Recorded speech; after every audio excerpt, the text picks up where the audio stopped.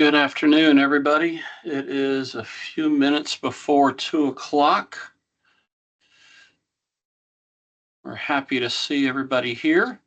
I'm going to go ahead and go dark on my mic and my camera for a few minutes, and we should get started right at 2 o'clock. Thank you, everybody.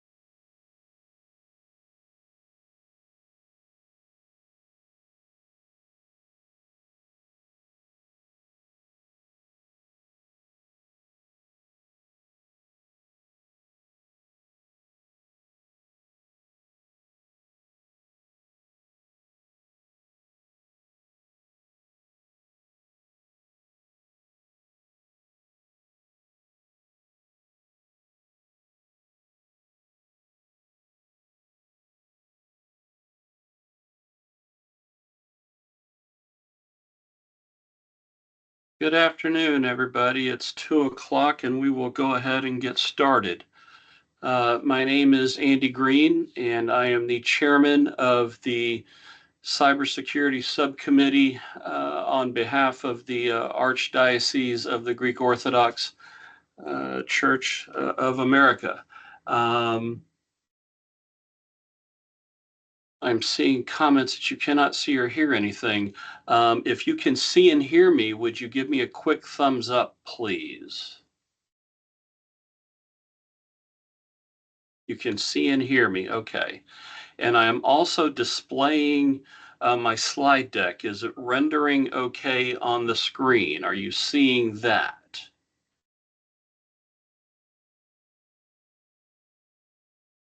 We're seeing that okay as well. Okay, good, good, good. Okay, we are glad to see everybody here. Just a quick note as you join the room, um, please, if you have an AI bot enabled to join as you come into the room, please disable that. We are recording the presentation, and we will be making the recording available for viewing down the road. We will also be making available a PDF of the slide deck that I'm using today, available for download as well. but we are glad to see everybody here, and we will go ahead and get started. This is the second of a four-part series that our committee has put together, where we're focusing on the basics of cybersecurity concerns for parish leadership. We ran through the first presentation last month, and this is the second month. And we're hitting a series of topics each month. And so we're not repeating the same content every month. We are bringing new content each month, and we're going to go ahead and hop into it. By way of introduction, I want to bring up what we're going to talk about today. And today we're going to focus on looking at really some of the basics of inventory management in terms of assets and data, and understanding the importance of what that's about, in some ways of to focus on handling that process for parishes, and also the importance and ways to the importance of and ways to go about keeping software and operating systems updated and patched to current, and the reasons why those things are important. And then we will throw the floor open to general Q&A after that. I will do my best to keep an eye on questions. We have a Q&A function built into the town hall function here. I'm not quite sure we're still learning how to use this functionality a little bit. And so what I would say is, Renee, you have your hand up. Is your hand up because you have a question, or is it still up from the last time we asked you to put it up? There we go. Thank you. Okay. So if you've got a question, let's try and use the Q&A function in today's session, and let's see how that works out for us. And if it becomes cumbersome and not easy to use, then we will just pivot and use the chat functionality within the Teams meeting. So today, that's going to be our outline for what we're going to talk about today. By way of refresher for some of you, and new content for those of you who weren't here last time, we are members of a subcommittee that has been put together to help service the parishes to focus on cybersecurity. And there are a number of members on this committee. I am Andy Green. I'm a cybersecurity assistant professor at Kennesaw State University. I have a PhD in information systems with a focus in cybersecurity, and I'm here in the Metro Atlanta area, and I've been asked to chair this committee. We have other members: Andrew Burridge, Stephen Carniotis, Father George Kalos, Father George Sahakis, Leon Andrus. I think Leon is on the call today. And then Teo Nikolakis is also an active member. These are all active members of the committee. We actually meet every other Friday to work through the various issues and develop things like the content that we're working on today, along with other initiatives. Some of the things, including October is actually Cybersecurity Month, and we actually are about to release some additional content in relation to Cybersecurity Month that we hope that the parishes will find helpful. Again, just to kind of keep an eye on and a focus on cybersecurity, not just in October, but throughout the year as well. We also want to highlight that all of this is done under the leadership of His Eminence the Archbishop, along with His Eminence Metropolitan Nathaniel, who chairs the Archdiocesan Technology Committee. And so because we're able to host this town hall using the wonderful technology that I have available because of my job here at Kennesaw State University and the University System of Georgia, I am required to put this disclaimer up that the content that we present today and the commentary that I provide today represents the collective work of the Cybersecurity Subcommittee, and it does not represent the official views, positions, or policies of my employer, Kennesaw State University, or the University System of Georgia. But we are very grateful to both of those entities for allowing us to be able to use Microsoft Teams to provide the town hall functionality for today and in the upcoming months. So when we think about assets and data, these are really, when we talk about cybersecurity, everybody thinks it's all about stopping the bad guys from coming into our networks and everything, and that's important. But the basics of cybersecurity are really important to get right on a daily basis, because when we get them right, they're to talk in football metaphors, since it's the fall and I'm in the South and we love football, it's the blocking and tackling. It is the meat and potatoes. It is the basics of protecting our organization and having an effective and complete inventory of assets and data is a big step in helping any organization understand what it has to protect, and then from there, how we choose to prioritize those assets in terms of what needs to be protected more than something else, because not all assets have the same value to us as a church, and that's the same for any organization. And so, if you stop and think about it, am I going to spend $1,000 to protect an asset that really only has $10 worth of value to me? And I think we could all agree that the answer to that is why no, that doesn't make any sense for me to do that. And so the first step is to put together the list of assets, both physical, right? All of our computing hardware, our laptops, our tablets, our computers, right? Things of that nature. And then we have to start thinking about where all of our data is. Where do we keep everything? That's the big step, because we have to think about where all of that stuff is, and then putting it all together in a list. And then we have to start prioritizing its value to us as an organization, as a church, as a parish. And that can sometimes be tricky. And so the big step is to get it all together in a list. And that can be time consuming. Parishes have probably taken a big step. Hopefully you've taken a big step towards doing this for some of your liturgical items. There's no doubt. I know that my parish in Marietta, we just went through doing a liturgical inventory list where we had to go through and create a physical list for insurance purposes of all the liturgical items. Well, from a cyber perspective, we need to do the same thing, because once we have that list of that inventory list in place, then we can start to think about what's its relative value to us as a church.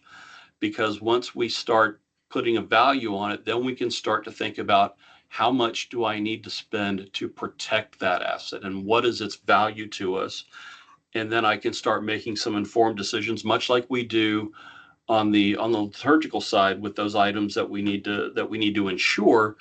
We need to start thinking along the same lines with our computing and our cyber-based assets.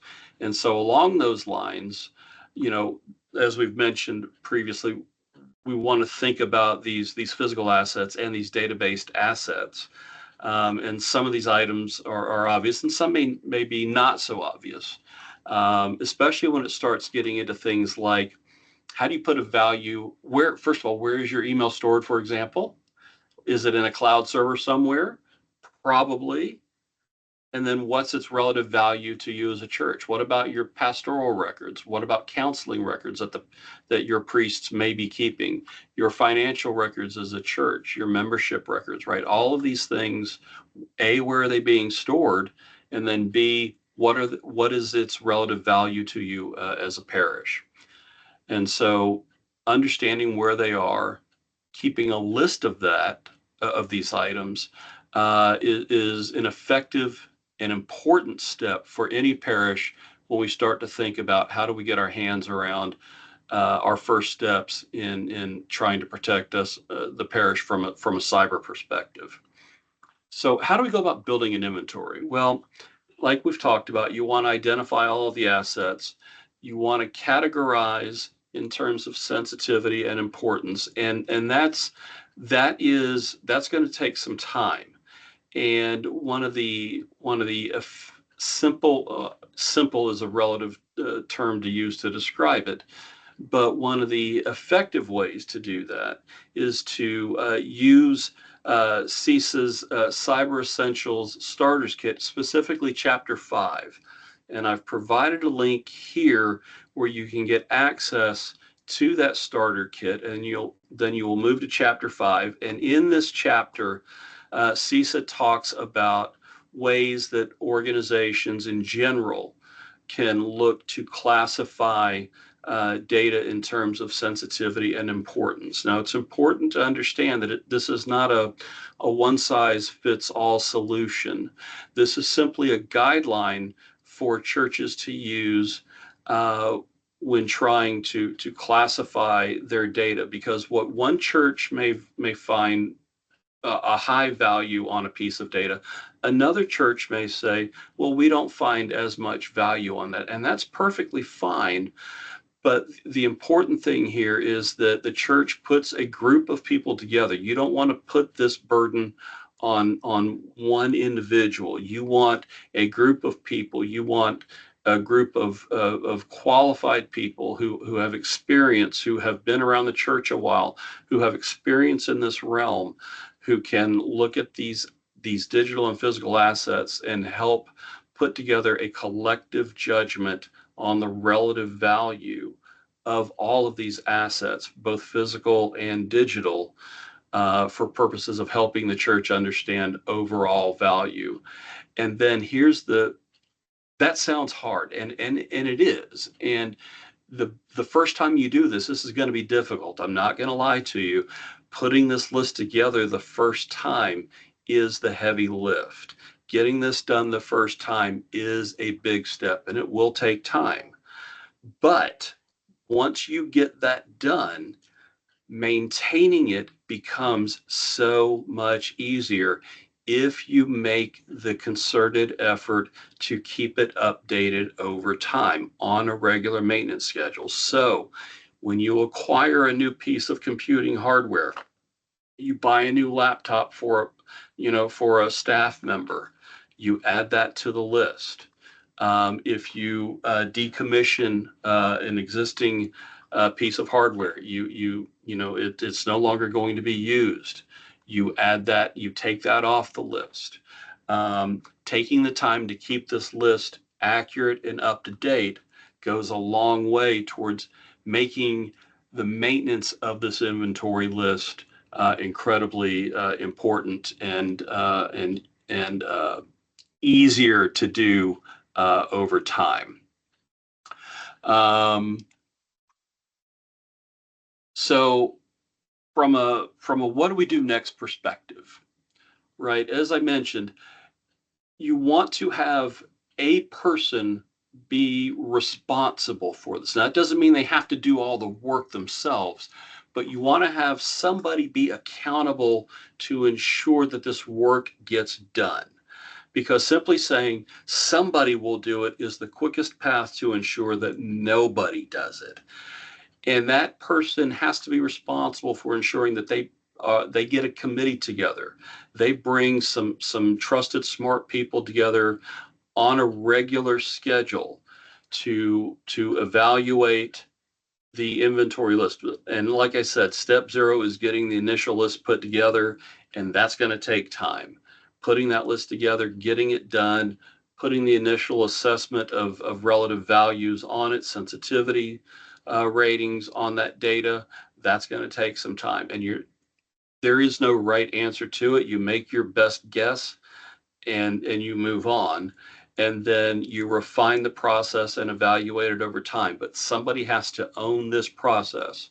And so finding and assigning responsibility to one individual in the parish to own the process.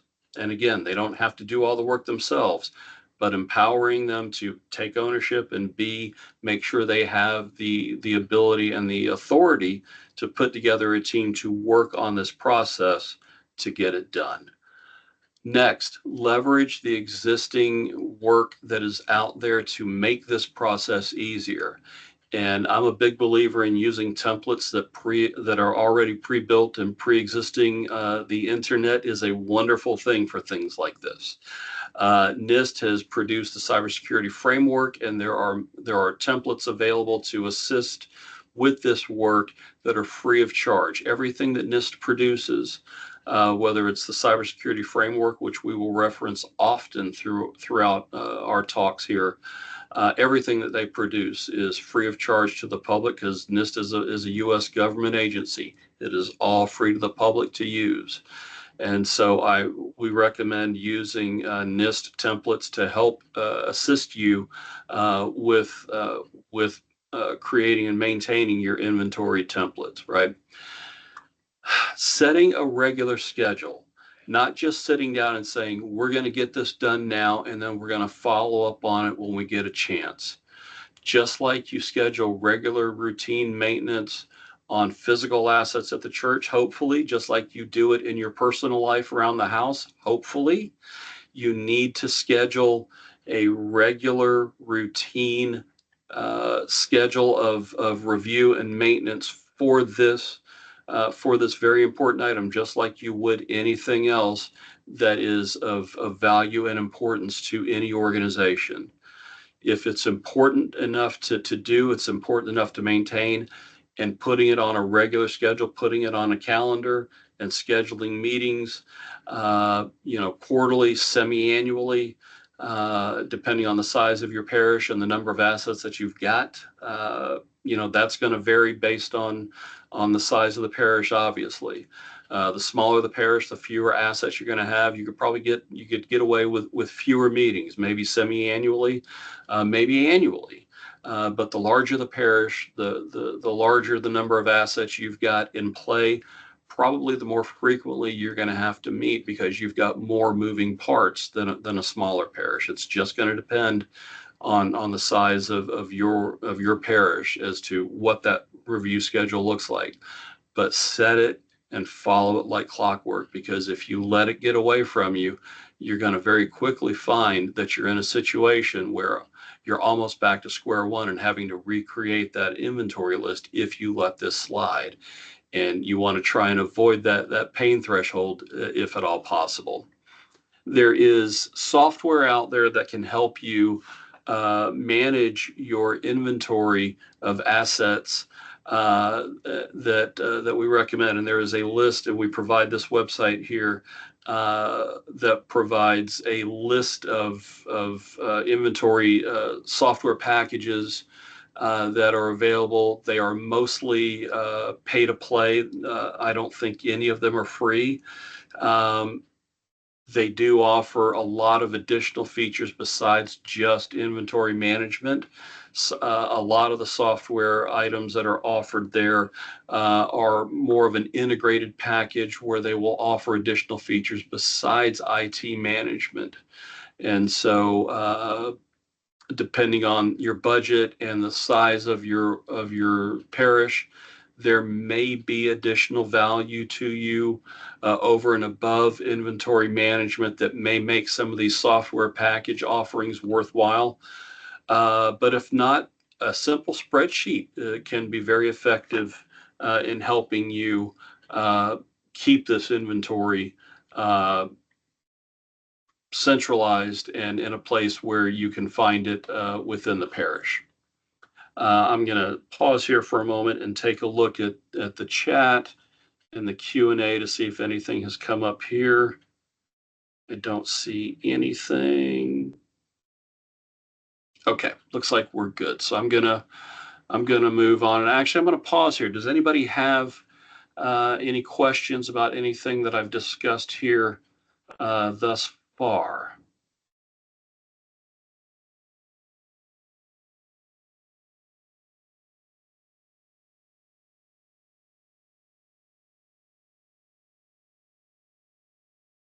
No. Okay. So let's move on. Software and system updates.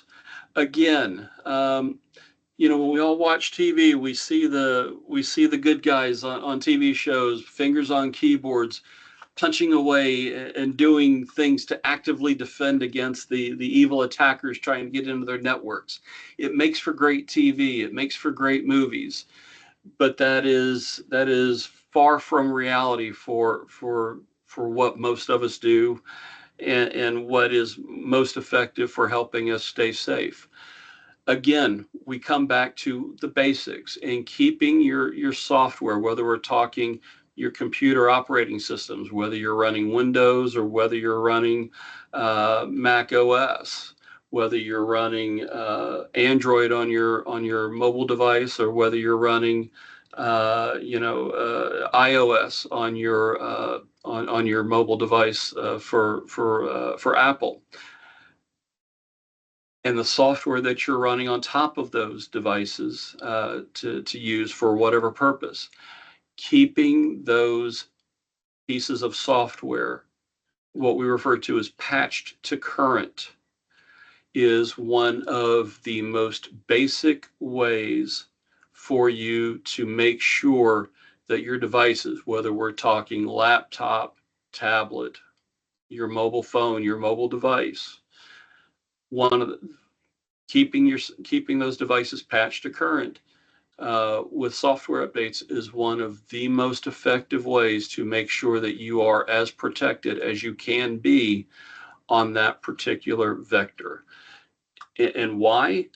Because quite simply, threat actors are constantly probing those versions of software for vulnerabilities. They've got access to this software just like we do.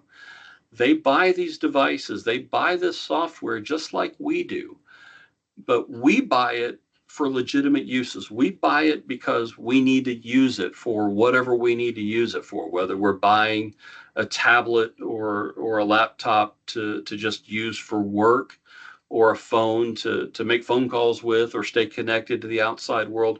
We buy it for those purposes. Threat actors, the bad guys, criminals, buy it for purposes of finding vulnerabilities or flaws in them so that they can take advantage of them. And so it's not uncommon for threat actors to find problems with software and then find a way to take advantage of those vulnerabilities so that they can get what we call a foothold or access on a computer or a system, whether, again, doesn't matter whether we're talking a mobile device or a tablet or a laptop or what have you, for the purpose of getting access to that device for whatever their end goal may be. And so it's a game of cat and mouse. Software developers become aware that there's a vulnerability, and then they release updates. They release software patches to counter or mitigate the vulnerability that they become aware of. And so once software developers become aware of this, they release a patch. It's up to us as end users to install these patches and updates to get rid of the vulnerability. And then the bad guys try and find yet another vulnerability. So it's a constant game of cat and mouse. And so we have to be on our toes and be aware that we have to keep our devices updated and patched. So from a practical perspective, allowing these updates to happen as quickly as possible and enabling our devices to update and run these updates and patches is a critical factor, right? The other thing is that these criminals, these threat actors, they're smart. This is their business. This is how they earn a living. And so when a software patch is released, they will take it apart. They will figure out, or what we call reverse engineer. They will take apart a patch and figure out, oh, this software patch is fixing this problem in this software. That's reverse engineering. They back into the problem that this patch was released to fix. And so while they may not have been aware of the vulnerability originally, once a patch is released, they will back into figuring out what the vulnerability is and then take advantage of unpatched systems that way, because threat actors will rely on the fact that there are people who will not patch systems quickly. And so while a software vendor may release a patch or an update, there are people and organizations who will, for whatever reason, not patch quickly. And so it could be a number of days or weeks or months. I've seen systems that have gone for years without applying patches and updates. And so and I've got a slide here in a minute that's going to hopefully shock and scare you a little bit. Not my intent, but it's disappointing when I show you these numbers here in a minute. What we call dwell time. I'm sorry, not dwell time in this context, but the length of time that some organizations are leaving their systems unpatched. For churches who are using, or any organizations who are using cybersecurity insurance, typically and frequently, one of the requirements that we see from insurance vendors is a requirement that you are engaging in something that we will call reasonable security practices or best practices. That the terminology can vary from insurer to insurer, but it's language designed to require the insured party, the parish in this case, to provide evidence that they are doing what is expected and reasonable in this context to keep themselves protected. And so in this context, if a patch was released and you didn't apply it for 6 months, and then you applied for a claim that you were compromised, now you're trying to make it a cyber insurance claim against your insurance company, and they find out during their investigation that you were unpatched for 6 months, they would potentially try to deny the claim and say that you did not engage in quote unquote reasonable security because you didn't apply a patch for 6 months. And so from a liability perspective, when you leave systems unpatched for a long period of time, you can, as a parish, open yourself up to those kinds of concerns as well. So from a practical perspective, it helps shut down a vulnerability quickly. From a liability perspective, it helps shut down the potential liability from civil claims, right? Updating and applying patches is a big part of something that we should be looking at and making sure that we've got a plan to do as part of our day-to-day operations for our cyber operations, right? I hinted to this a little bit ago. Threat actors, this is what they do for a living. They look for vulnerabilities to take advantage of. And unfortunately, there are a lot of organizations, and parishes are no different in this regard. They leave systems unpatched for a long period of time. And a recent press release from CISA, U.S. federal agency, found that threat actors were actually taking advantage of vulnerabilities that were older in nature. Matter of fact, they were 2 years or older more frequently then they were taking advantage of newer vulnerabilities. And there's a press release from, I believe, 2023. And I've provided the link here if you wanted to go read that more in depth.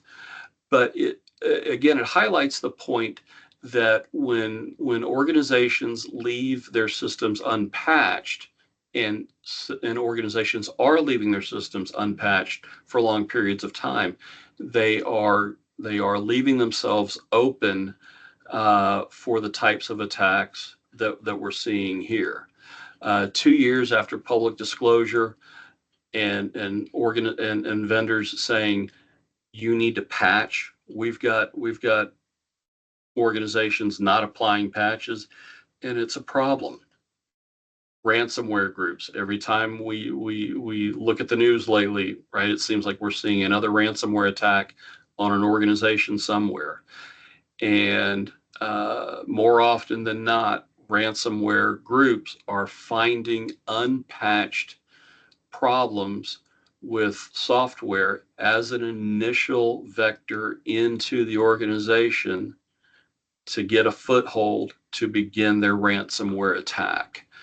And so all of this leads to the initial point I'm making, which is patch to current helps minimize the threat from threat actors on this particular point, right? So if we're not thinking about, if we don't have a plan for, if we don't have a process for ensuring that our devices are patched to current, if we don't have a process for patching to current, we need to be thinking about that, right? So how do we do that? Fortunately, over time, we have gotten much better about making these things automated, both at an operating system level and from an individual software application level. And so whenever possible, enable automatic updates, both at the operating system level and for your individual pieces of software that are running on top of your operating system. That is the easiest way and the most effective way to ensure that these patches get updated. With almost all of these automatic updates, you are even allowed to schedule the time where you would like to check for updates. And most frequently, you want to do that in the middle of the night so it doesn't interrupt, your work day. You don't want to schedule it for 9 a.m. to 5 p.m. You can schedule them to run in the middle of the night when your computer is up and running and nobody's there working on it. And it is okay to leave your computer on overnight. Make sure you just log out so that nobody can sit down at your computer when you're away from it. But otherwise, leave it on. And these software updating mechanisms will simply check in with the software patching systems at the vendor sites and look to see if there is a patch available. And if there is, they will download the patch, install the patch automatically, and they'll do it when you're away from the system, and you'll never even know that it was done until the next day when you come in, and you may see a message on your screen saying update occurred overnight. You're running the most current version of the operating system or the application. And it's really simple, really effective. And it's the best way to go about doing these things. For systems that are much more critical, and again, what's critical for one church may not be critical for another church. And again, this comes back to having to identify those critical systems within your church means putting some people around a table and identifying what's in your environment and putting a relative value on that. And how do you define something as critical? Well, if this system goes down, can the church function? Right? Asking those kinds of questions. What happens if this system goes down? What happens if that system goes down? Right? Asking those kinds of questions. Who's impacted? What's impacted? And understanding the relative relative value to the church and the relative harm to the church if that system goes down for any period of time. It helps you understand relative criticality in terms of what is more important in terms of what's critical, and then that will help you determine, okay, what systems do we really need to pay attention to in terms of, we really need to make sure that these things stay patched to current, because we really can't afford downtime on these systems. And so that means we have to manage the patching and updating for these systems maybe a little differently than just, we're going to leave it to the automated patching and updating processes overnight, right? Next, understanding what versions of what software you're running first and foremost on your various systems, and then what versions of that software you're running. And then understanding and tracking when those software versions are going to reach what we call end of life, or EOL, because you have to have a plan for when that software is going to expire and what you're going to replace it with. And I'm not talking about changing of software versions. I'm talking about software where the manufacturer has said, we're no longer going to offer this software. We're no longer going to support this software. Because once you start using software that is no longer supported, that means they're not releasing patches for it anymore. That means they're no longer updating that software. That means that threat actors are still going to continue to look for vulnerabilities, and they will find them, and there's no vendor to release patches to deal with those vulnerabilities. So that means you are exposed. And so that leads to the last item: do not use unsupported software or end-of-life software for that very reason. So what can you do as a church, right? What are our takeaway items here, right? As we've talked about previously, you want to develop and follow a regular schedule for patching and updating software, and making sure that you keep a list of items updated and that it is current. CISA has released a guide on how to manage software patching and updates, and I've provided a link here for you to use to take a look at that. This next item can be a little tricky, but it is something that I wanted to bring up, in that there are times where software that you're running on your systems will pop up an update on your screen saying, hey, there's an update available. Do you want to download it now?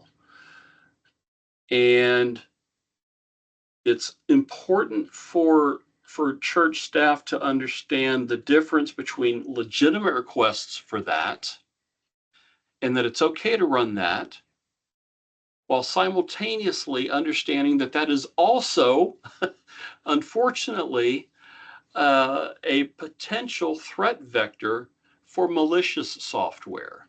And this is difficult and can be tricky. And so the best guidance I can provide for you on this is quite simply, if you get this update notification from a piece of software that you know and trust, it's probably okay.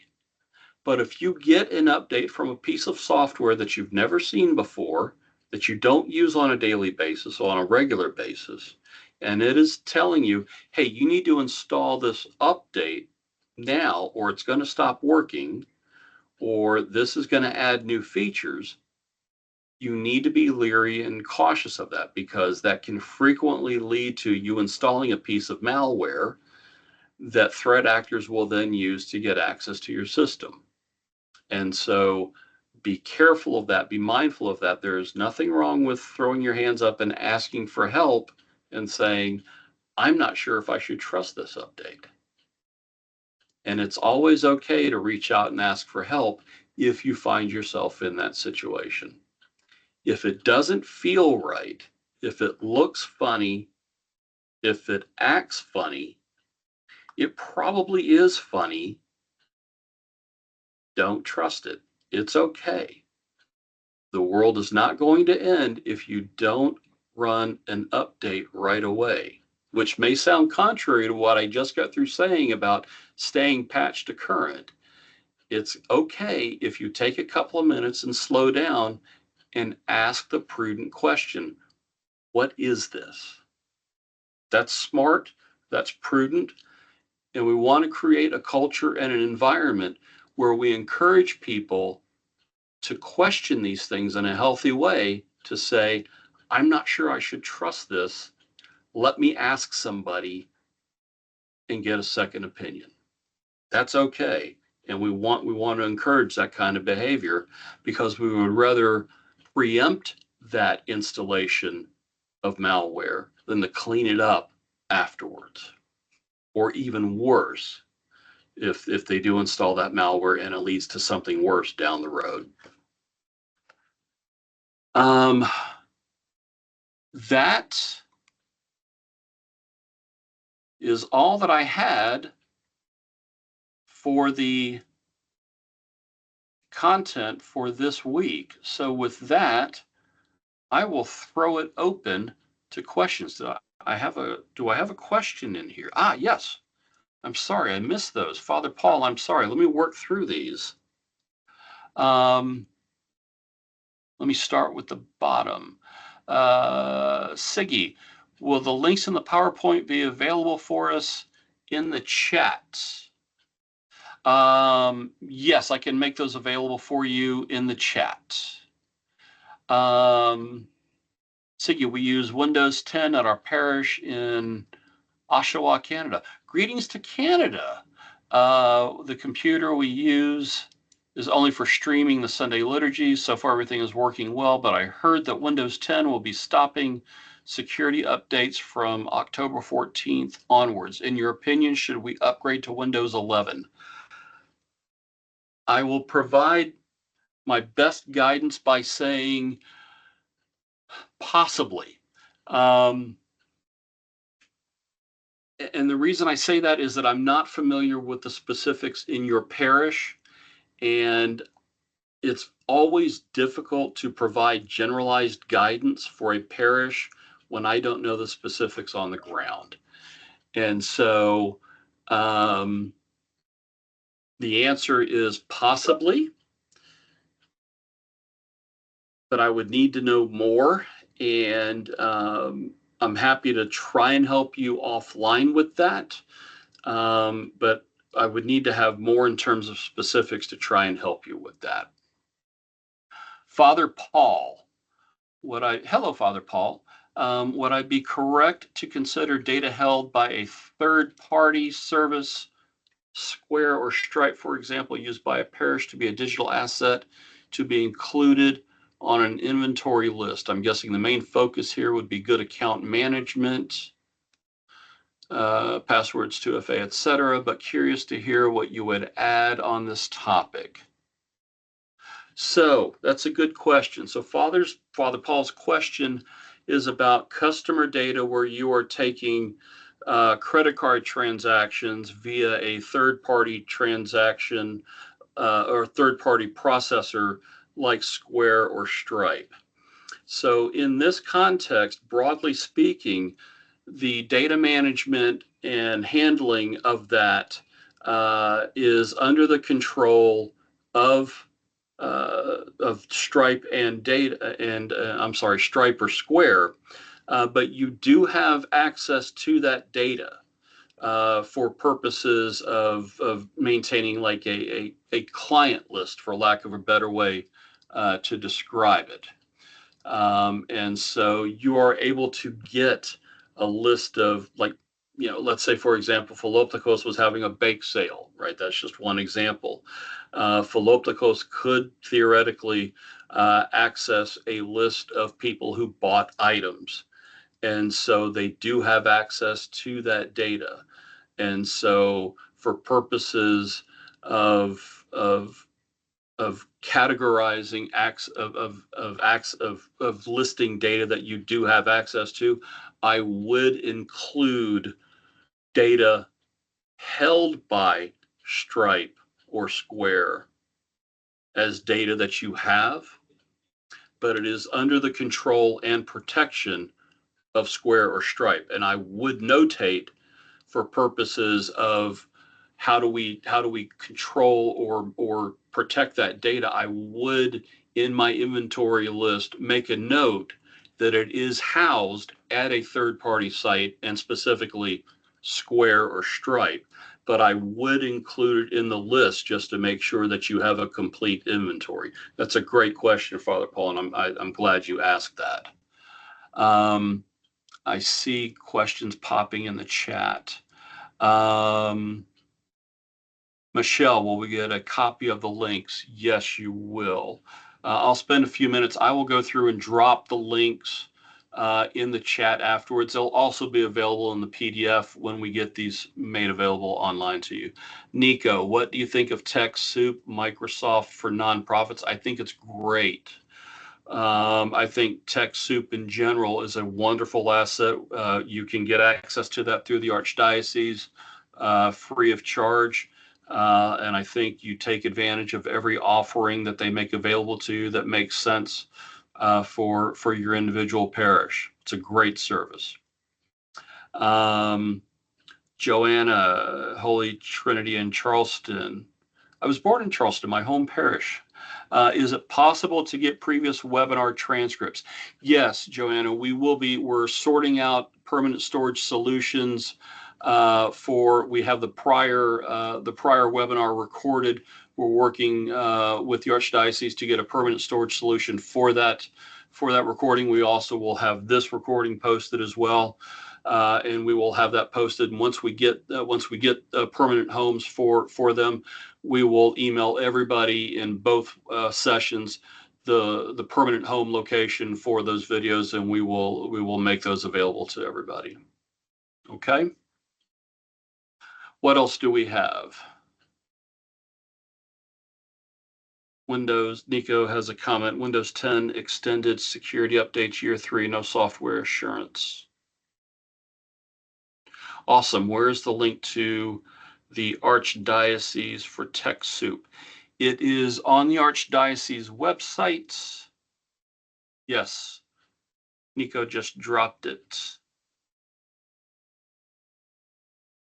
Thank you, Nico, for dropping the link. There we go. Thank you. Okay. So we've got about 10 minutes left. I'm happy to take additional questions or comments.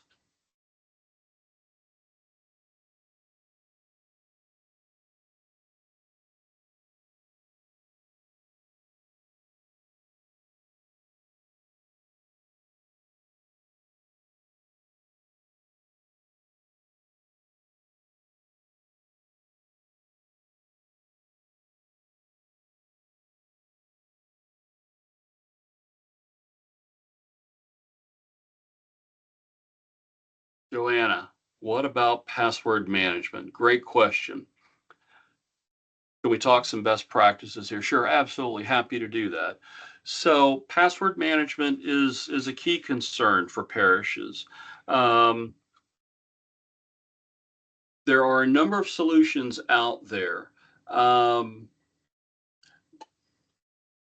best solution that I have seen, and we talked about this briefly in the last webinar, is a solution that we recommend is 1Password, and it's the number 1 password.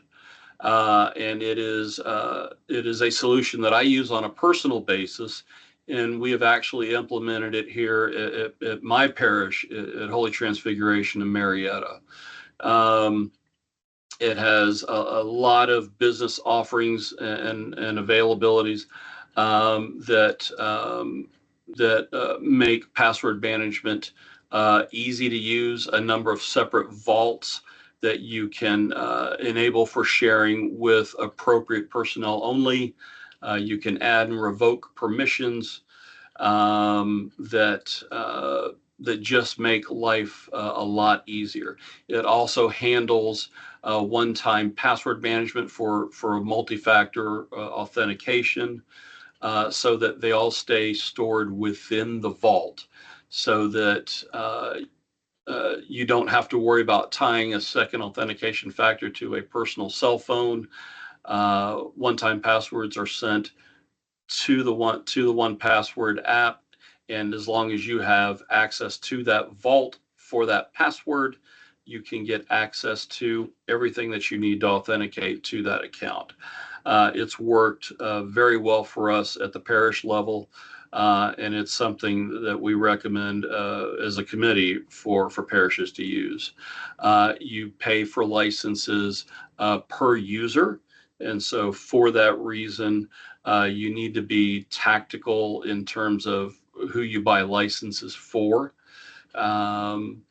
And you need to think that through a little bit. But in terms of being successfully implemented, it's worked well for us, and I can't speak highly enough for it. How does it compare to Password Boss? And that's what I don't have any experience with Password Boss, so I cannot speak to that at all, possibly. I am not sure. Barbara, publisher is going to be unsupported, or maybe is already. We have a lot on publishers out of vulnerability for us. I'm assuming you're talking about Microsoft Publisher.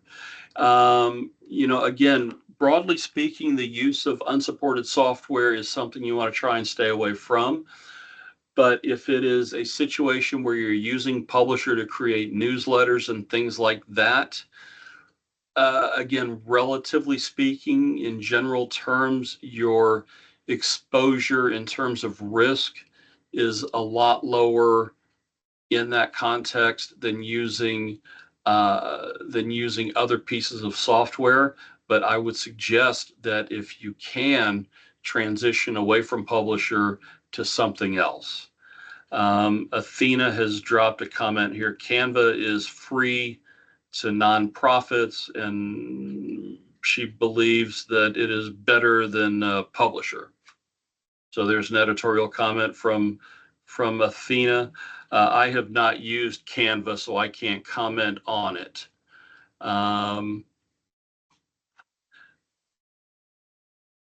So Costa, would you recommend a Google Workspace account and all the productivity tools it offers for parish use? So, Costa, what I would say is this. Broadly speaking, we believe and we recommend as a committee that whenever possible, we would love for every parish in the United States to be using church-based email addresses and working out of either Google Workspace or Microsoft solution. We believe that long term that's where churches should be. We also understand the reality that some churches may not have the technical expertise in-house to support that endeavor. But what I will tell you is that long term, to raise the overall security bar or threshold, if you will, we believe that one of the most effective things that parishes can do is migrate everybody who is doing business on behalf of the church away from Gmail accounts and Outlook accounts and Hotmail accounts to church-based domain email accounts. And that would one of the first steps you would need to take to make that happen would be to use something like Google Workspace or the Microsoft solution for that. Our parish uses Google Workspace for nonprofits. It's no charge. We have been happy with it. Microsoft offers a comparable suite. It is, my understanding is, it is not free of charge. It is pay to play, but they offer discounts for that.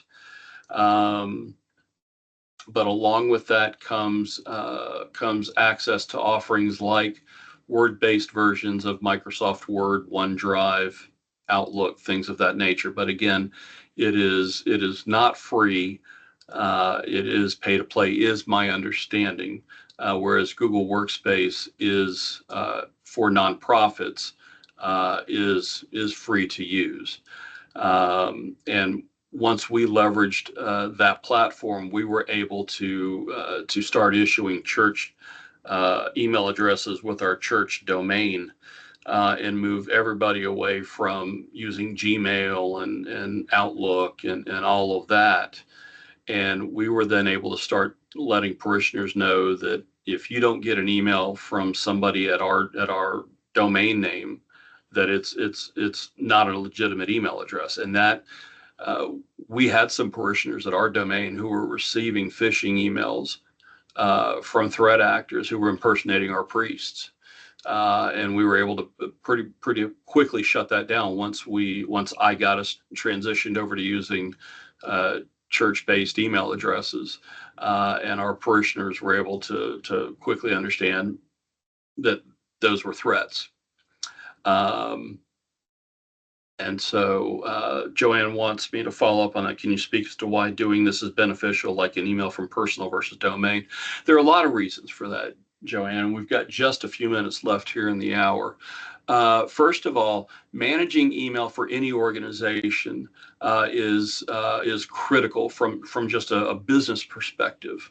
If you are doing business on behalf of the organization or the church, then I want to manage the email infrastructure, and I want to make sure that email is protected on behalf of the organization. Second of all, when business is being done, and I'm going to use the term business just in a generic sense, when business is being done on behalf of the organization, I want people to know that it is being done on behalf of the organization. And one way to do that, the most effective way to do that, is to use my organization's domain name. And so it's in effect a form of branding. It also promotes a sense of you can trust this. Anybody can spin up an email address at Gmail in 5 minutes. And so, I can spin up, like your former priest, Father Ari there in Charleston. I could spin up an email address, fatheraricharleston@gmail.com in 5 minutes. And I could look online like I was Father Ari. And that was what was being done with our parish. We had threat actors spinning up an email address that looked like it was Father Paniotis, who was our priest. And people were being asked to give money in the form of gift cards, a low-hanging fruit attack. And so it helps shrink the attack forms coming into, in our case, parishioners, because we told parishioners, Father Paniotis does not use a Gmail account to email. He's going to use Father Paniotis at holytransfiguration.info, which is our domain. And the only way that threat actors can log into that account is if they have his credentials and to log into that account. And if that account gets compromised, I can lock it down in about 30 seconds, literally from anywhere in the world, as long as I've got internet access. And we keep close eye on that. And then we use multi-factor authentication on the accounts to make sure that not just anybody can log in. So there are a lot of reasons why you want to use business-based email accounts whenever possible. Okay. It is 3:00, and I want to be respectful of everybody's time. I hope that you all found this meeting, this session helpful. I want to remind everybody that we do have our November session. It is, and I'm looking at the date, I believe it is November 5th at 2 p.m. Eastern. I look forward to seeing everybody there, and I hope that you all have a blessed rest of the day. Thank you.